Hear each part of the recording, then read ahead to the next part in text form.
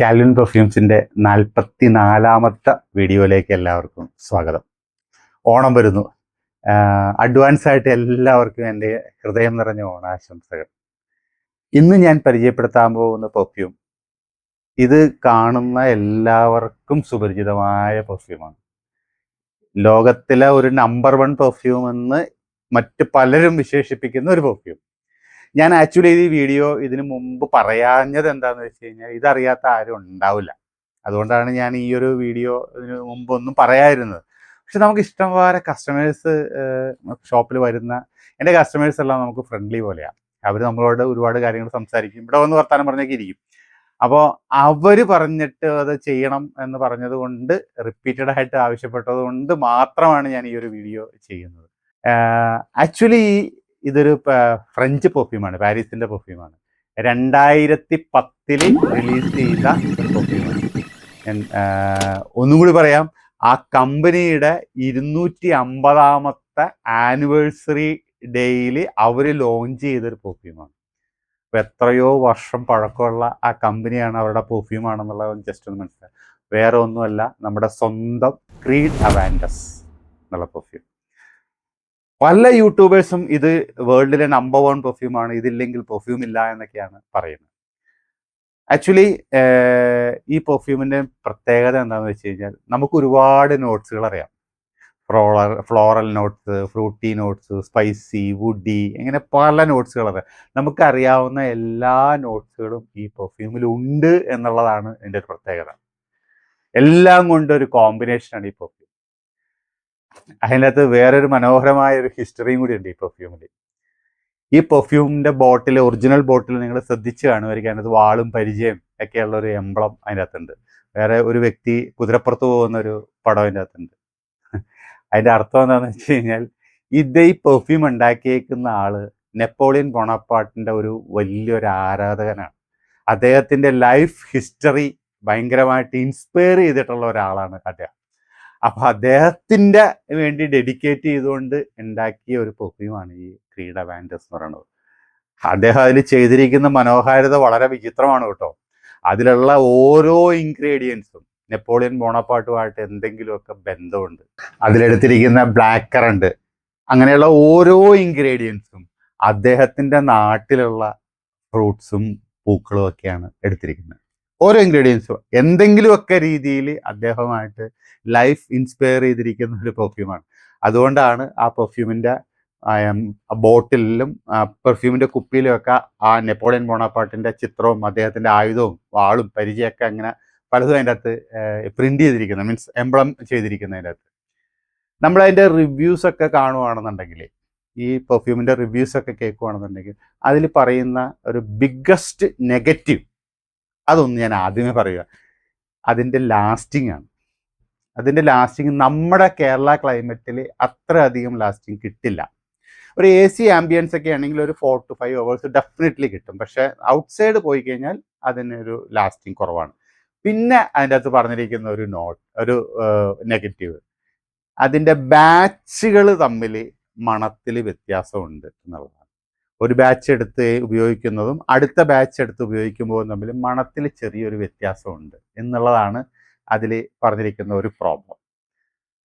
സത്യം പറഞ്ഞാൽ ഈ ഒരു പോയിന്റ് ഒന്ന് വളരെ ക്ലിയർ ആയിട്ടൊന്ന് എനിക്ക് പറയണമെന്നുണ്ട്. ഇത് ഞങ്ങൾ ഇൻസ്പയർഡ് വേർഷൻ പെർഫ്യൂംസ് വാങ്ങിക്കുമ്പോൾ, ഞങ്ങളുടെ അടുത്ത് നിന്ന് പെർഫ്യൂംസ് വാങ്ങിക്കുമ്പോൾ മേജറായിട്ട് വരുന്ന ഒരു കംപ്ലൈൻറ്റ്, എപ്പോഴും റിപ്പീറ്റഡ് കസ്റ്റമേഴ്സ് പറയുന്ന ഒരു കംപ്ലൈൻറ്റ്, ചേട്ടൻ ആദ്യം തന്ന പെർഫ്യൂമും രണ്ടാമത് തന്ന പെർഫ്യൂമും തമ്മിൽ മാറ്റമുണ്ട്, സ്ട്രെങ്ത്തിന് ചെറിയ കുറവുണ്ട്, സ്മെല്ലിൽ ചെറിയ മാറ്റമുണ്ട്. ഇത് ജനറലി എല്ലാവരും പറയുന്ന ഒരു കാര്യമാണ്. സത്യമായിരിക്കും, ഒരു 100% സത്യമായിട്ടുള്ള കാര്യമാണ്. ഒരു മാറ്റമുണ്ട് ഡെഫിനറ്റ്ലി. എനിക്ക് അതൊന്ന് എക്സ്പ്ലെയിൻ ചെയ്യണമെന്നുണ്ട്, കാരണം ഞാൻ ഈ ഒരു വീഡിയോ അതിന് അവസരമായിട്ട് എടുക്കുന്നു.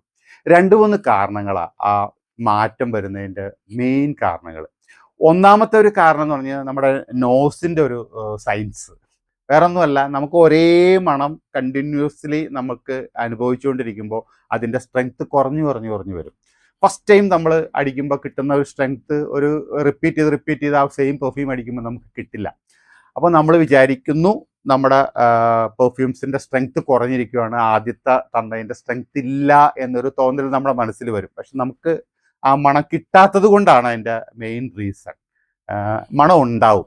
അതുകൊണ്ടാണ് എപ്പോഴും വന്ന് ചോദിക്കുന്ന മറ്റൊരാളുടെ പെർഫ്യൂം സൂപ്പറാണ്, എൻ്റെ പെർഫ്യൂമിൻ്റെ മണം പോരാ എന്നൊരു തോന്നൽ നമുക്കുണ്ട്. ശരിയല്ലേ? അടുത്തുകൂടി പോകുന്ന ആളുകളുടെ മണം അതാണ് നമ്മൾ കൂടുതൽ എൻജോയ് ചെയ്യുന്നത്. കാരണം നമ്മളെ മണം നമുക്ക് എൻജോയ് ചെയ്യാൻ പറ്റില്ല.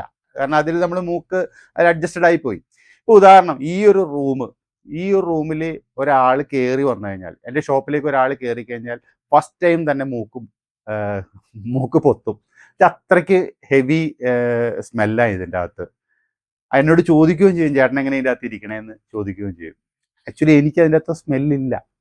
കാരണം ഞാൻ ഇതിലിരുന്ന് എൻ്റെ മൂക്ക് അതുമായിട്ട് അഡ്ജസ്റ്റഡ് ആയി. എനിക്ക് സ്മെല്ല് കിട്ടുന്നില്ല, ഇതിൻ്റെ അകത്ത് സ്മെല്ലുള്ളതായിട്ട് എനിക്ക് തോന്നുന്നില്ല. ഞാനപ്പോൾ അവരോട് പറയും, നിങ്ങളിവിടെ ഇരിക്കുന്നു, 10 മിനിറ്റ് കഴിഞ്ഞാൽ 15 മിനിറ്റ് കഴിയുമ്പോൾ നിങ്ങൾക്ക് ആദ്യത്തെ സ്മെല്ലിൻ്റെ അത്രയും സ്മെല്ല് കിട്ടുന്നുണ്ടോ എന്ന് നോക്കാൻ പറയും. അപ്പോൾ അവർ പറയും, ഇല്ല, ആദ്യത്തെ ബുദ്ധിമുട്ടില്ല, ഇറങ്ങാൻ നേരത്തെ അത്രയും ബുദ്ധിമുട്ടില്ല.